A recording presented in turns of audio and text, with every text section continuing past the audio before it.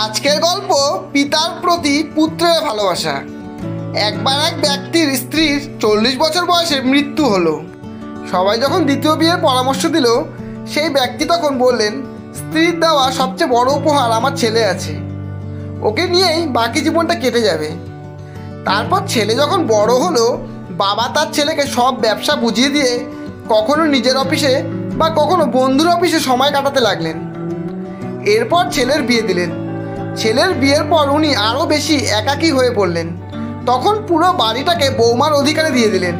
কিছুদিন পর উনি একদিন দুপুরে খাবার খাচ্ছিলেন। তখন ছেলে অফিস থেকে এসে হাত মুখ ধুয়ে খাবার খাওয়ার জন্য তৈরি হচ্ছিল।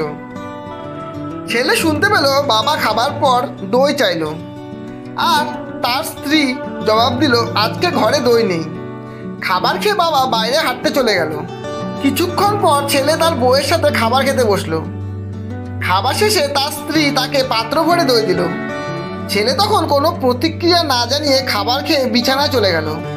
কয়েকদিন পর ছেলে তার বাবাকে বলল, আজ তোমাকে আমার সাথে কোর্টে যেতে হবে। বাবা জিজ্ঞেস করলো, কেন? ছেলে বলল, কারণ আজ তোমার বিবাহ হচ্ছে।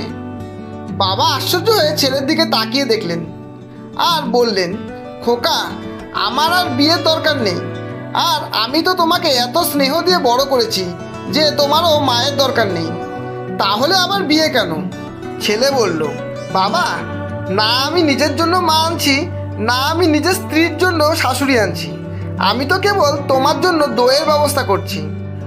আর কাল থেকে আমি তোমার বৌমাকে নিয়ে ভাড়া বাড়িতে থাকবো, আর তোমার অফিসের এক সাধারণ কর্মচারীর মতো কাজ করে বেতন নেব, যাতে তোমার বৌমা বুঝতে পারে এই দইয়ের দাম কত। সত্যি বন্ধুরা, মা বাবা আমাদের জন্য এটিএম কার্ড হতে পারে, কিন্তু তারা আমাদের দয়া না, বরং আমরা তাদের দয়ায় বেঁচে আছি। ধন্যবাদ। গল্পটি যদি ভালো লাগে একটা লাইক অবশ্যই দেবেন এবং বন্ধু ও প্রিয়জনদের শেয়ার করে চ্যানেলটি সাবস্ক্রাইব করে পাশে থাকবেন।